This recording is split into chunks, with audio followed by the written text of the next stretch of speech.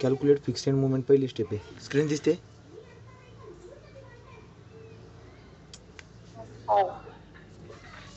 Calculate fix end movement. हां, fix end movement काढा. चला बरं का, आता तर आपण जर बघायला गेलो तर ए बी स्पॅन जो आहे त्याचा आपल्याला काढता येईल. तो आपण एम एफ ए बी बराबर एम एफ बी ए बराबर W L square by 12. W किती आहे 20, एल किती आहे 5चा वर्ग डिवाइड बाय 12. किती आले?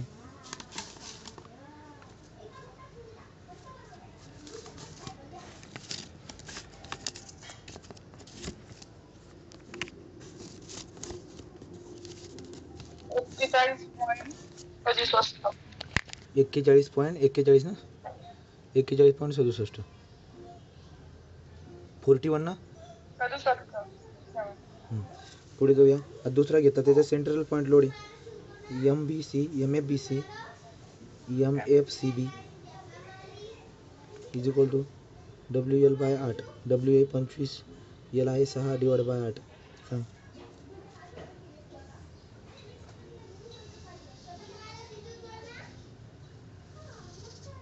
पंचवीस इंटू 60 18.75 किलोमीटर इंटू मीटर. पुढे M F C D M F D C is equal to W L square by 12. 20 into 4चा वर्ग डिवाइड बाय 12. किती? 26.57 kilometre into metre. Step number 2. हो, 26.67. Step number 2, calculate distribution factor.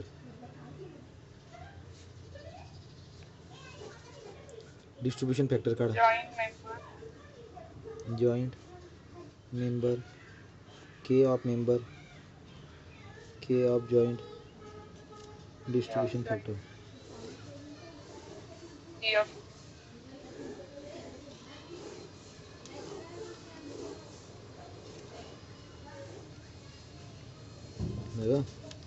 Joint किती आपल्याकडं?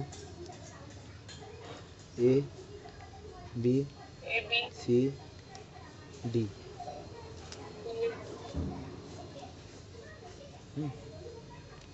बीला 2 लोक दिसत आहेत मला, सीला पण 2 लोक आहेत. समजलं काय?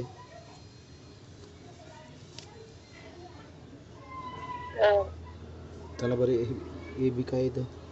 ए B B A B C C B C D D C. हे इथपर्यंत काही डाऊट आहे का? जिथं डाऊट असेल तिथे विचारून घ्या.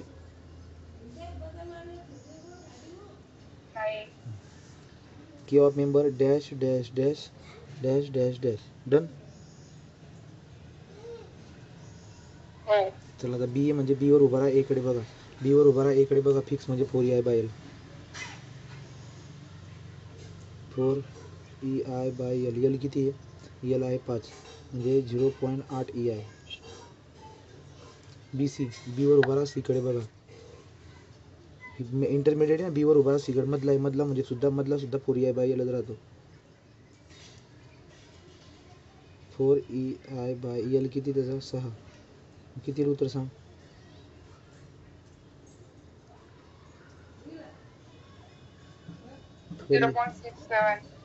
0.67 EI. सी बी, सी वर उभा राहा, बी कडे बघा. 4 EI by L. 4 EI okay. L किती? 6. काय येईल मग तो? 0.67. बरोबर ना? 67च का? सी डी, सी वर उभा राहा, डी कडे बघा. फिक्स आहे 4 EI बाय एल. 4 तर ओके, EI ओके. एल किती त्याचा? 4 म्हणजे काय? फक्त EI येईल, फक्त EI. हां, आता बी वर बी जॉईंट हा एक बी जॉईंट स्पेशल आपला, हा सी जॉईंट स्पेशल आपला.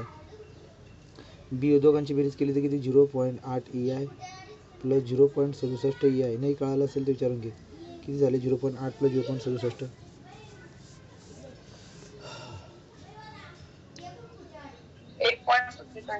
1.47. 47 EI. पॉईंट फिक्स करून घ्यायचा कधी बी, 2 घरांमध्ये काय हे फिक्स करून घ्यायचं. इकडे काय येईल मग आता 0, इकडे सीला 0.67 EI प्लस 1 EI किती होतील ते 1.67. चला मग आता करा 0.8 डिवाइड बाय 1.47. 0.8 डिवाइड बाय 1.47 किती?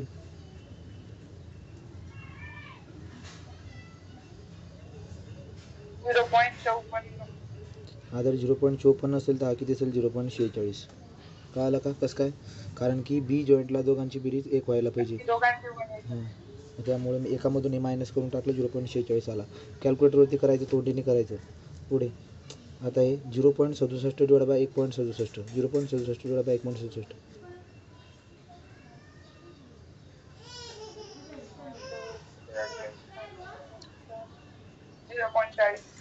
हा 0.40 तर तिकडे किती येईल 0.60. डन. चला मग आता झाले. तर स्टेप नंबर पुढची करा. स्टेप नंबर पुढची काय आपली आता शेवटची स्टेप डायरेक्ट कॅल्क्युलेट मोमेंट ना. Step number 3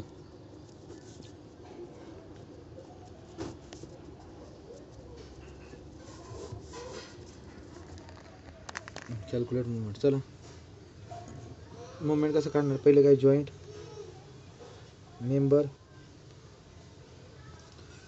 member DF FEF A B C D.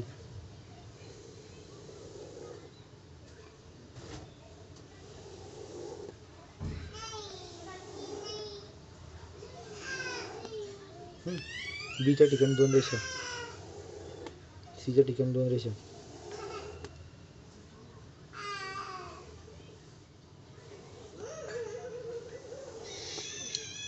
AB BA BC CB CD DC. Distribution dash dash 0.54 0.46 0.40 0.60.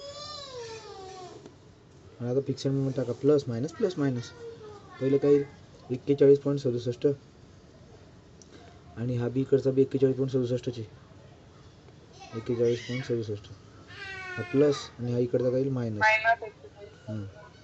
दुसरा 18.75 plus minus 18.75 minus 26.67 plus minus 26.67. काय डाऊट इथपर्यंत सांग बरं? इथपर्यंत काही डाऊट नाही ना? चला मग आता इथं हे करून घ्या मारलीकडे. चला याच्या खाली मोजायचं आपल्याला. बघू आपल्याला माहिती आहे जसं बी आपण हे फिल्म लिहितो आपलं ऑब्झर्वेशन असतं की आपण जातो आता एकडे. मी एकडे गेलो यार. इथं फिक्स आहे म्हणजे फिक्सला मुवमेंट राहते. जर फिक्सला मुवमेंट राहत असेल तर त्याला बॅलन्स करायची गरज नाही. इथे आपला पुढचा पॉईंट काय असतो बॅलन्स. मग इथं 41.67 मुवमेंट आहे आणि सपोर्ट बघितला तर फिक्स म्हणजे काही ना काही मुवमेंट राहील ना. बॅलन्स करायची गरज नाही. डी सपोर्टला आलो, डी सपोर्ट पण फिक्सच आहे. याचा अर्थ काय झाला बरं का की तिथं सुद्धा तुम्हाला बॅलन्स करायची गरज नाही. का बरं? कारण की तिथं ऑलरेडी फिक्स आहे. तो म्हणजे तिथं मुवमेंट असेल, काही ना काही मुवमेंट असेल म्हणून. पण जर समजा हिंज राहिला असता तर मी काय केलं असतं बरं का 41.67 राहिलं असतं तर मी मायनस 41.67 लावला असता. म्हणून तुला व्हिडिओ पहिल्यापासून व्यवस्थित बघावं लागेल मुवमेंट डिस्ट्रीब्युशनची. इथपर्यंत ओके का? मग आता काही बॅलन्स होणारच नाही. कॅरीवर मुवमेंट बी कॅरी काही होणार नाही. डायरेक्ट खाली खाली खाते सगळे. जर बॅलन्सच झाला नाही तर कॅरी काय होईल? पहिले बॅलन्स व्हावं लागेल मग कॅरी होईल. ओके चला आता करा टोटल. मी खाली फुकटते 2 कॉलम भरले असं समज. चला आता आपण काय करणार टोटल 41.67 जसा खाली उतरा मायनस 41.67 जसा खाली उतरवला. 18.75 तसा खाली मायनस 18.75 26.67 मायनस 26.67. आता आपण काय करणार? चला आता इथून आपण बघतो आपल्याकडे जॉईंट आहे बी आणि जॉईंट आहे सी. जॉईंट बीला इकडची तिकडची मुवमेंट सारखी पाहिजे होती, आहे का? इथं -41.67 पॉझिटिव्ह 18.75 सारखे नाही येते दोघं, तुम्हाला याला बॉक्स करावा लागेल. केला? याला पण करा. ओके, चला सांगा बरं किती येईल.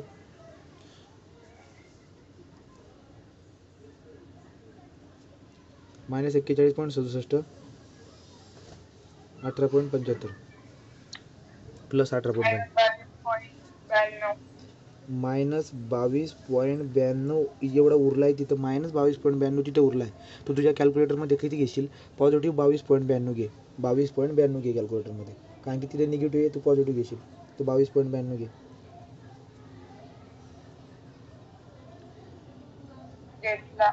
आणि हा कुठे लावणार तू? बीला. पण बीला जसं बी लावणार, बी ए घेईल, बी सी पण घेईल. मग आपला पुढचा पॉईंट काय असतो? बॅलन्स. मग आता कसं घेईल बरं तो? चला बॅलन्स करायचे ना तुम्हाला. मग 22.92 इंटू 0.54 त्याचा डिस्ट्रीब्युशन फॅक्टर 12.37. 22.92 प्लस 0.46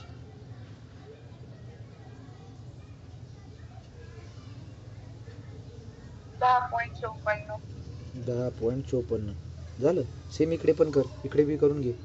चला बरं काय दोघांचं -18.75 प्लस 26.67 7.92 92 का 96? 92 का 96? 92 ना? हां ठीक आहे. जसं बी तिथं करायचं होतं पॉझिटिव्ह आला, पॉझिटिव्ह आला याचा अर्थ इथं 7.92 उरला आहे. तुला कॅल्क्युलेटरमध्ये किती घ्यावं लागेल? -7.92 घेतलं. -7.92 इंटू, आता सी बी म्हणेल मी बी घेतो बाबा थोडासा, बघ ना सी ला 2 जाईल ना, 0.40 फॅक्टर तो घेईल. किती ले?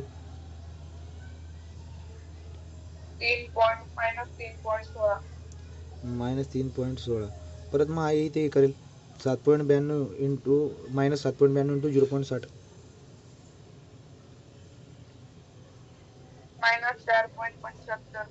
-4.75 राईट. ह्या पद्धतीने हे बॅलन्सिंग झालं. बॅलन्सिंग पण बॅलन्स नंतर पुढचं काय असतं? Carry over movement. मग तुला माहिती आहे कॅरीओव्हर मुवमेंट कशी होते?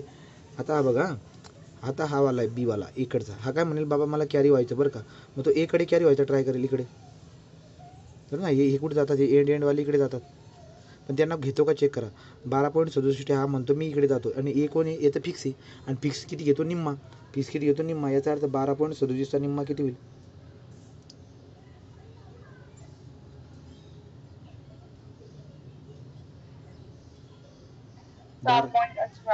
6.18. हां इकडे -4.75 निम्मा